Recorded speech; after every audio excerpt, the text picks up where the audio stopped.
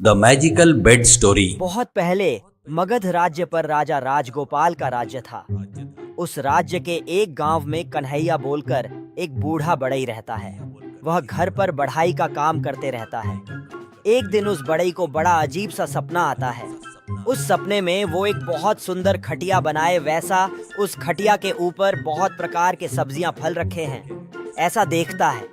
उतने में उसकी नींद खुल जाती है। खटिया को बनाना शुरू करता है।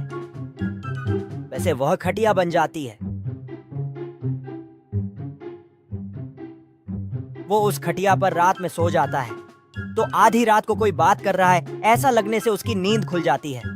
देखे तो खटिया के पैर आपस में बात कर रहे हैं। बोलकर उसको लगता है एक पैर दूसरे पैर से जमींदार की घोड़े गाड़ी घूमने निकल रही है रे कल। तो दूसरा पैर। अच्छा, तो उसका पैर भी टूटने वाला है मतलब। वो सुनकर कन्हैया को बराबर समझ में नहीं आता। सुबह ही वह अपने घर पर अपना काम कर रहा था तो जमींदार अपने घोड़ा गाड़ी से उसके घर के आगे से जाते हुए दिखाई देते हैं। वो घोड़ा गाड़ी उस रोड पर मुड़ते ही घोड़ा गाड़ी का चक्का निकलकर गाड़ी पलट जाती है और जमींदार के पैर पर एक चक्का गिरने से उनका पैर टूट जाता है। उनके चिल्लाने की आवाज सुनकर कन्हैया भागते हुए जाकर चक्के को बाजू हटाकर उनको बचाता है। उसके बाद कन्हैया यानी रात को खटिया के पैर ने जो बात किए थे वो यही था शायद, यानी होने वाली बात वो पहले ही बताते हैं। अब से ऐसी बातों को पहले ही जानकर लोगों की रक्षा करना होगा करके। एक दिन वो खटिया पर सो रहा था तो पैर आपस में बात करने लगते हैं। वो बातें कन्हैया उठकर सुन रहा था। एक पैर कल गांव के मुखिया की गाय कुएं में नहाने जा रही है ऐसा सुना है मैंने। दूसरा पैर अरे अरे अरे, उस गाय को अब भगवान ही बचाएगा ऐसा कहता है। अगले दिन कन्हैया जाकर गांव के मुखिया को मिलकर बाबूजी आज तुम्हारे गाय को कहीं बाहर मत निकालो, उसके साथ दुर्घटना हो सकती है करके बताता है। मुखिया क्या रे, सुबह सुबह मजाक करने के लिए मैं ही मिला क्या रे तेरे को? भविष्यवाणी बता रहा है क्या? हमारा नौकर जब भी उसको चराने के लिए लेकर चला गया उसको कुछ नहीं होगा। तू जाकर अपनी बड़ाई का काम कर ले ऐसा कहता है। इससे कन्हैया बेचारा कुछ भी नहीं कर पाने से चुपचाप घर आ जाता है।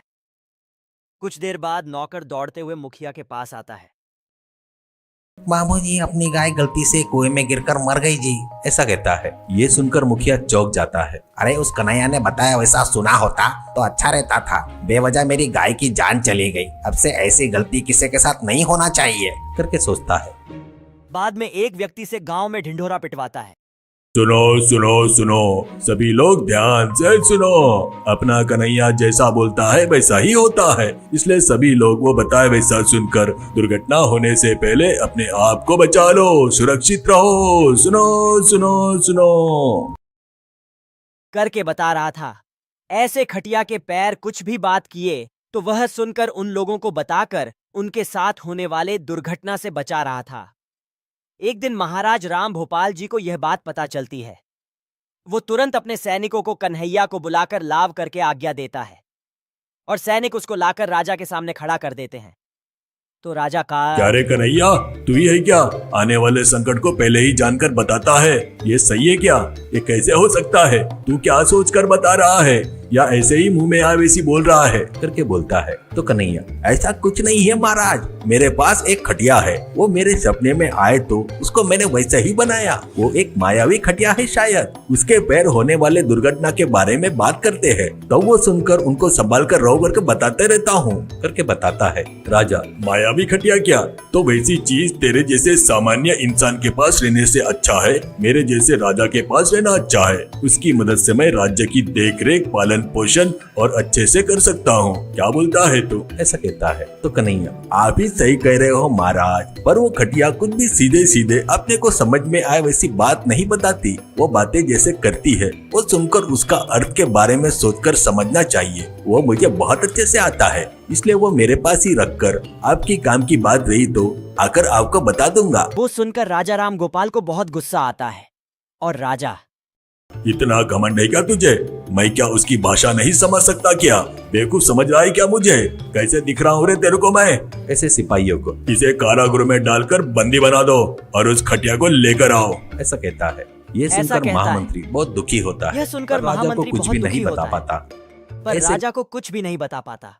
ऐसे कन्हैया कारागृह की सजा काटने सिपाही लगता है। उस खटिया को लाकर राजा सिपाही के उस राज खटिया को मंदिर लाकर के शयन राजा कक्ष में के राज रखते मंदिर के हैं। शयन एक कक्ष दिन में रात रखते हैं। में वो राजा उस खटिया एक दिन पर सो रात रहा में वो था। राजा उस तो खटिया आधी पर सो रात रहा होने था। के बाद तो वो आधी खटिया रात के होने पैर के बाद आपस में वो बात खटिया कर के रहे पैर थे। आपस में उनकी बात कर आवाज रहे थे।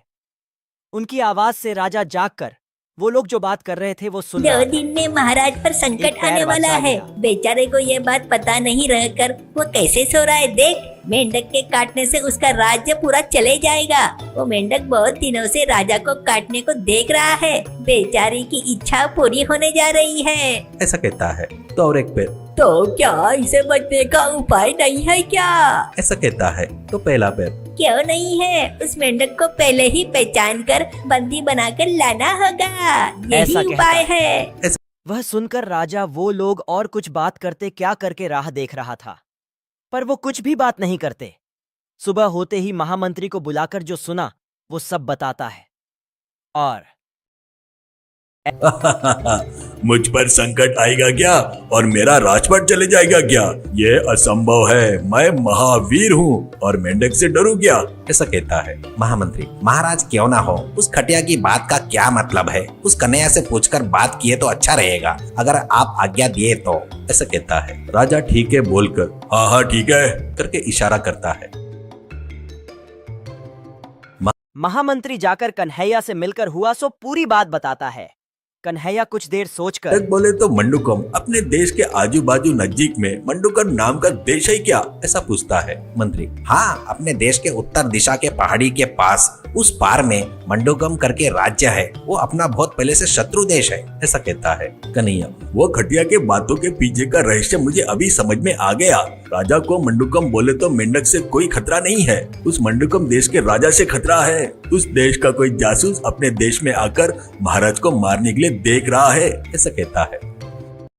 महामंत्री यह बात तुरंत राजा को बताकर उस जासूस को पकड़कर लाओ करके सेनापति को बताता है। ऐसे पूरे सैनिक उस जासूस को पकड़कर लाकर कारागृह में डाल देते हैं।